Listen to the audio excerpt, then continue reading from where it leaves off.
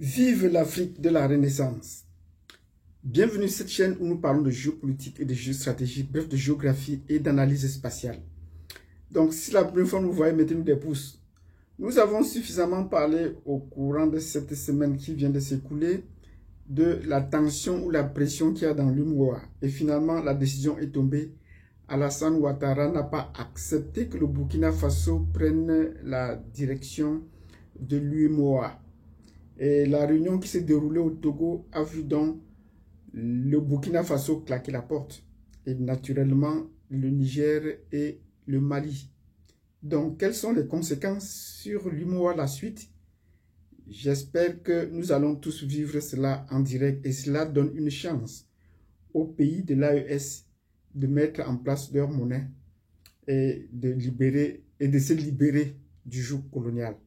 Donc, nous disons, c'était une décision suicidaire qui était difficile à prendre. On est arrivé là. Parce que le plus dangereux, à mon sens, c'était que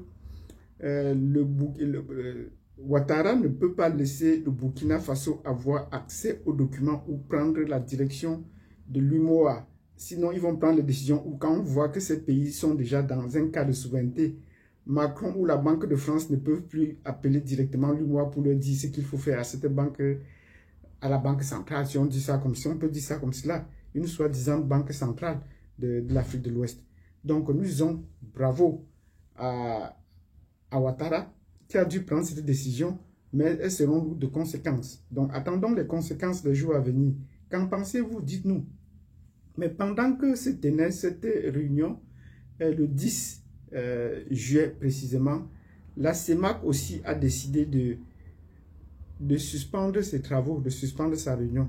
Elle devait tenir sa réunion, le 15, elle a décidé de suspendre. Donc, il n'y a pas eu de réunion de la CEMAC. Et comment est-ce qu'on peut comprendre que la CEMAC suspend sa réunion?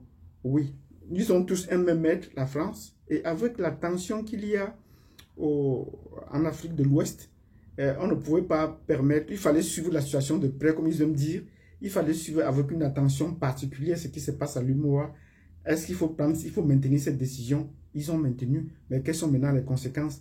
La France doit suivre pour leur donner un autre levier pour pouvoir rebondir ou pour pouvoir contourner cette situation de mise en minorité dans laquelle ils sont. Parce que 8 pays moins 3, ça va déjà faire 5. Est-ce que le quorum est suffisant pour pouvoir prendre des décisions? Et prendre des décisions sans ces deux pays qui ont leurs avoirs et qui sont membres à part entière de l'UMOA, ça peut avoir un impact sur le long terme. Donc, ne pouvant pas accepter de ménager les deux réunions en même temps, la France a donc dû peut-être donner des injonctions à la CEMAC de reporter la réunion, leur réunion qui devait se tenir le 15 et ils n'ont pas donné des raisons. Donc, la CEMAC est également sous pression. La CEMAC est également sous pression. J'entends ici par la CEMAC, pour vous donner une idée, c'est la communauté économique et monétaire de l'Afrique centrale. Oui, les pays qui ont en commun le franc CFA en Afrique centrale. Et ici, il y a un pays lusophone qui parle espagnol, qui fait partie de cette communauté, c'est la Guinée équatoriale. Tous les autres sont francophones, sauf la Guinée équatoriale. Même si le Cameroun est bilingue, il est majoritairement francophone. Donc, voilà la situation qu'il y a dans la CEMAC. Il y a aussi une tension qui est en train de couver à la CEMAC. Vers où est-ce qu'on va? Est-ce que les décisions qu'on a prises au niveau de la division qui est en train de s'installer au niveau de l'UMOA peut impacter également le franc CFA en Afrique centrale? Donc voilà vers où est-ce qu'on tend. Et on attend quand est-ce que la prochaine réunion aura lieu. Celle-ci a été suspendue. On n'a pas programmé. On n'a ni donné de raison pour laquelle est-ce que se suspend la réunion de la CEMAC. Donc, qui devait se tenir à Yaoundé. Donc, on attend maintenant pour voir de quoi est-ce qu'il est question. Les raisons pour lesquelles on a suspendu, nous n'en savons pas, je l'ai déjà dit. Et puis, à quand est-ce qu'on reporte cette réunion? On n'a pas encore dit, donc se reporter s'il est dit. Donc, dans ce cas de tension, le franc CFA est en train de jouer ces derniers jours. Oui, ça aura un impact. Et vous savez, dans ces conditions, le marché financier n'aime pas trop de tensions, n'aime pas trop de fluctuations ou n'aime pas trop les imprévus. Donc, dans ces situations, le coût du franc CFA sur le marché financier peut prendre un coup, même si on a une situation assez stable. Donc, la France ou la Banque de France devra supporter parce que là, ce n'est plus très intéressant de pouvoir investir sur le franc CFA quand on ne sait pas où est-ce qu'on va.